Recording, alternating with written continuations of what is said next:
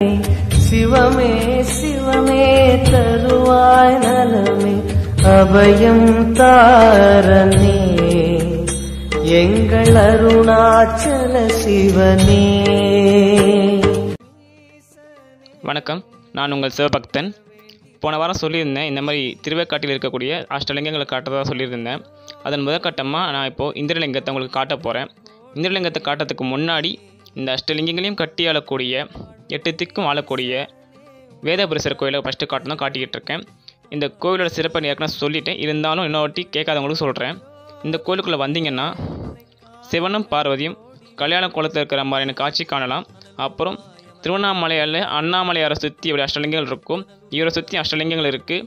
பௌர்ணமி அன்னைக்கு இந்த அஷ்டலிங்கங்களையும் சுற்றி வந்தீங்கன்னா நன்மை பயக்கும். நம்ம இந்த வாட்டி அஷ்டலிங்கங்களில் முதல் லிங்கமான இந்திரலிங்கத்தை பார்க்கலாம்.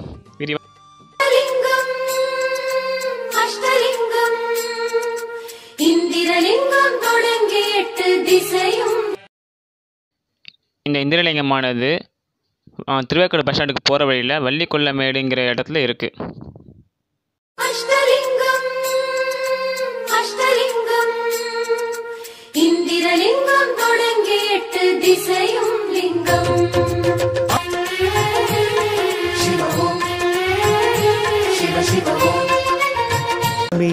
அண்ணாமலையில் கிடைத்திடுமே அஷ்டலிங்க தரிசனமே, அண்ணாமலையில் கிடைத்திடுமே கிரிவல பாதையில் எண்டிசை பாலரும் போற்றும் லிங்கமே, அதை கண்டால் புண்ணியமே திரு அண்ணாமலை வலமே.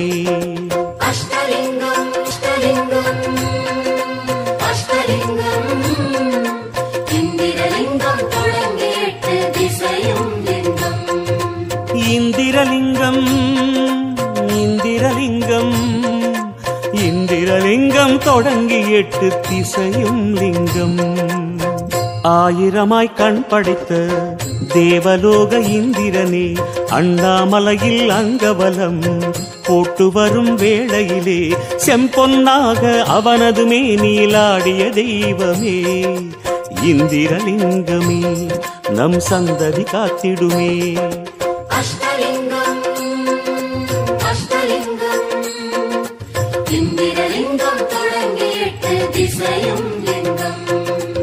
இந்திரலிங்கம் இந்திரலிங்கம் இந்திரலிங்கம் தொடங்கி 8 திசையும் லிங்கம்.